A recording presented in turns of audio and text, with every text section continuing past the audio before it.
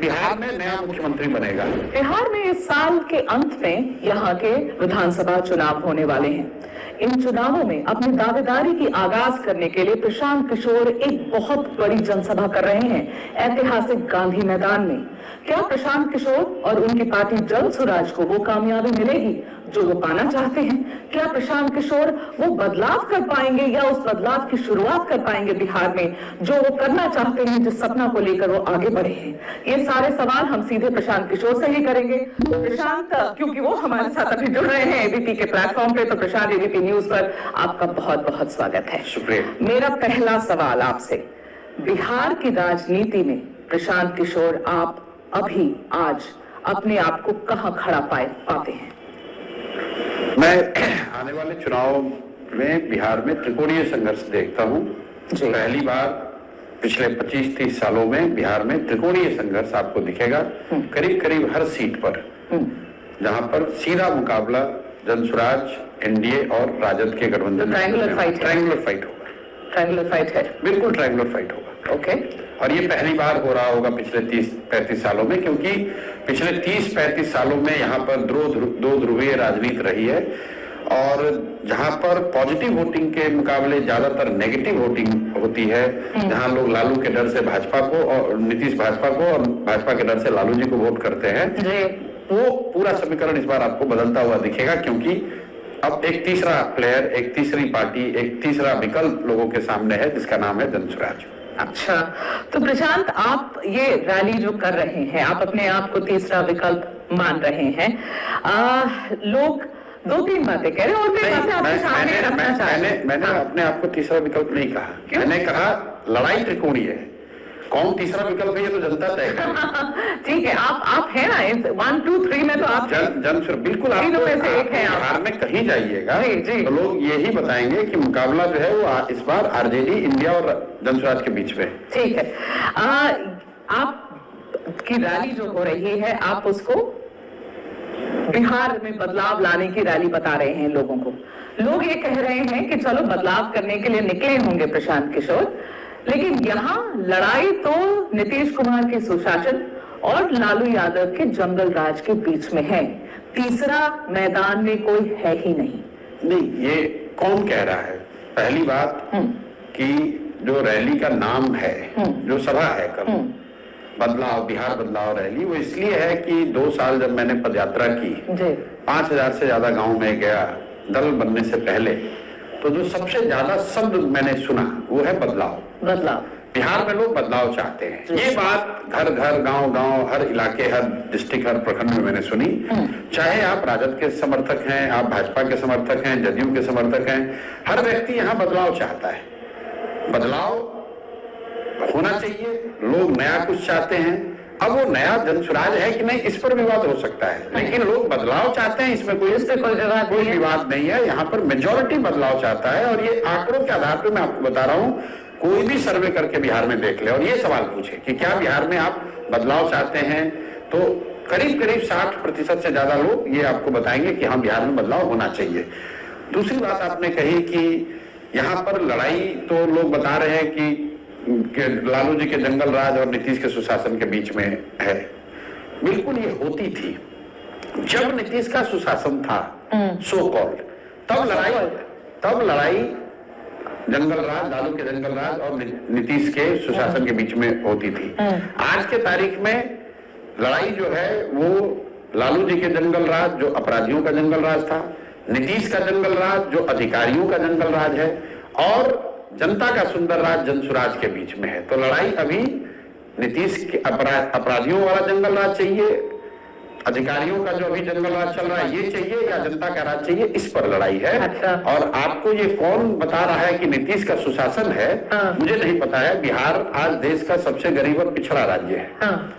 पिछले 19-20 साल से नीतीश कुमार जी मुख्यमंत्री हैं। बीच में अगर 1 साल का अवधि छोड़ दें, जब मांझी जी मुख्यमंत्री थे, लगातार नीतीश जी मुख्यमंत्री हैं।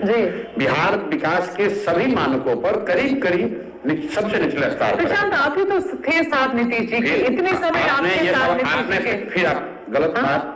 पिछली बार भी आपने ये सवाल किया था, पिछली बार भी मैंने ये जवाब दिया, पिछले 2 साल से मैं बता रहा हूँ लोगों को, फिर से सुन लीजिए नीतीश कुमार की मदद मैंने 2015 में की थी। अगर मैंने 2015 में नीतीश की मदद न की होती तो कई लोग ऐसा मानते हैं कि उस समय नीतीश कुमार की राजनीतिक पारी खत्म हो गई थी। जिस नीतीश कुमार की 2015 में मैंने मदद की थी और जिस नीतीश कुमार का आज मैं विरोध कर रहा हूँ, दोनों के बीच में 10 साल का फर्क है, 2015 और 2025।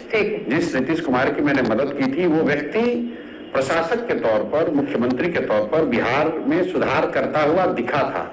बिहार में आप कहीं भी चले जाइए, आंकड़ों को देख लीजिए तो 2005 से लेकर 2010-12 तक बिहार में कुछ सुधार होता दिखा था। उस नीतीश कुमार की मैंने मदद की थी क्योंकि मैं चाहता था कि कोई आदमी अगर बिहार नीतीश कुमार सुधार कर रहे थे? नहीं, बिल्कुल नहीं, तब मैं साथ नहीं था। वो सुधार कर रहे थे इसलिए मैंने उनका साथ 15 में दिया। ठीक है। आज उनका विरोध इसलिए कर रहा हूं कि 2015 से लेकर 25 तक वो बिल्कुल ही डिरेल हो गए हैं। 2015 से लेकर 2025 के बीच में नीतीश कुमार ये 7वां एक्सपेरिमेंट कर रहे हैं गवर्नमेंट का। ये 7th गवर्नमेंट है। नीतीश कुमार मुख्यमंत्री हैं लेकिन ये 7th गवर्नमेंट है। दूसरी बात, जिस नीतीश कुमार का मैंने 2015 में साथ दिया था वो नीतीश कुमार चुनाव हारे नहीं थे। 2014 के चुनाव में उनकी पार्टी चुनाव हारी थी। नीतीश कुमार में राजनीतिक मर्यादा इतनी बची हुई थी कि उन्होंने अपने पद से इस्तीफा देकर मांझी जी को मुख्यमंत्री बनाया था। आज जिस नीतीश कुमार का मैं विरोध कर रहा हूं वो नीतीश कुमार है जो चुनाव हार गया है। 2020 के चुनाव में नीतीश कुमार को सिर्फ 42 विधायक मिले हैं, लेकिन राजनीतिक मर्यादा को ताक पर रखकर सिर्फ कुर्सी की लालच में कभी भाजपा के साथ कभी राजद के साथ लगातार मुख्यमंत्री बने हुए हैं, इसलिए उनका विरोध कर रहे हैं। ठीक है। तीसरी बात, जिस नीतीश कुमार की मैंने मदद की थी 2014 में, उसमें अभी मानवीय संवेदनाएं जिंदा थी। आपको याद होगा नीतीश कुमार जब रेल मंत्री थे वाजपेयी जी के गवर्नमेंट में, उन्होंने पद से एक रेल दुर्घटना हुई थी गैसल में, वेस्ट बंगाल में 200 लोगों के करीब लोगों की दुखद मृत्यु हो गई। तो नीतीश कुमार ने पद से इस्तीफा देते हुए कहा कि अगर मेरे रेल मंत्री रहते हुए 200 लोगों की मृत्यु हो जाए, उनके साथ ऐसी दुर्घटना हो गई तो मैं कैसे पद पे रहूंगा। उस नीतीश कुमार का मैंने समर्थन किया था। आज जिस नीतीश कुमार का विरोध कर रहा हूं उस व्यक्ति में मानवीय संवेदना मर गई है।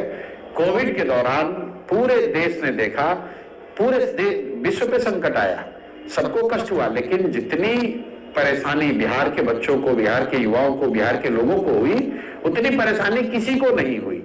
हजारों लोग हम लोगों ने कैमरे पर, टीवी पर देखा, बिहार भर के लोग कैसे कैसे परिस्थिति में पैदल चलते हुए लोग बिहार में आए अपना जान बचाकर।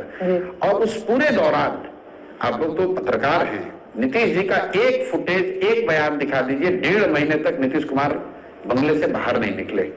जिस नीतीश, अब इनकी वो मानवीय संवेदनाएं भी करीब शून्य पड़ गए हैं। बिल्कुल। आज ये आदमी जब शराबबंदी के नाम पर, गलत शराब से कोई किसी की मृत्यु हो जाती है तो ये आदमी अपने पैर पॉकेट में हाथ डालकर हंसते हुए कहता है कि जो पिएगा वो मरेगा। तो जिस नीतीश कुमार की मैंने मदद की थी उसकी प्रशासनिक क्षमता तब बरकरार थी, उसमें राजनीतिक मर्यादाओं के प्रति सम्मान था और उसमें मानवीय संवेदनाएं मरी नहीं थी। आज जिस नीतीश कुमार का विरोध कर रहा हूं वो व्यक्ति राजनीतिक मर्यादाओं को ताक पर रख दिया है, मानवीय संवेदनाएं शून्य हो चुकी हैं और प्रशासन के तौर पर वो व्यक्ति बिल्कुल उनके सरकार का, उनका इकबाल खत्म हो गया है, इसलिए उसका विरोध कर रहे हैं। और यही बात तो लोकतंत्र आपको सिखाता है। तो लोकतंत्र में भरोसा और वोट 5 साल के लिए है, जीवन भर की बंधुआ मजदूरी नहीं है। अगर आपके परिभाषा से हम चले तब तो एक बार आपने वोट दे दिया, एक बार आपने किसी की मदद कर दी, फिर जीवन में उससे सवाल ही मत पूछिए। लोकतंत्र ये सिखाता है कि जिस व्यक्ति, जिस विचारधारा, दल, नेता पर भी आपका भरोसा हो, आप उसकी मदद कीजिए, उसको वोट दीजिए। लेकिन अगर वो दल, वो नेता, वो विचारधारा आपके लिए अच्छा न करे, उन आशाओं पर, अपेक्षाओं पर खरा न उतरे, तो नागरिक होने के नाते आपकी जिम्मेवारी है कि जिस मजबूती से आपने उसका साथ दिया है उसी मजबूती से उसका विरोध भी होना चाहिए। इसीलिए आज उनके विरोध में खड़े हैं।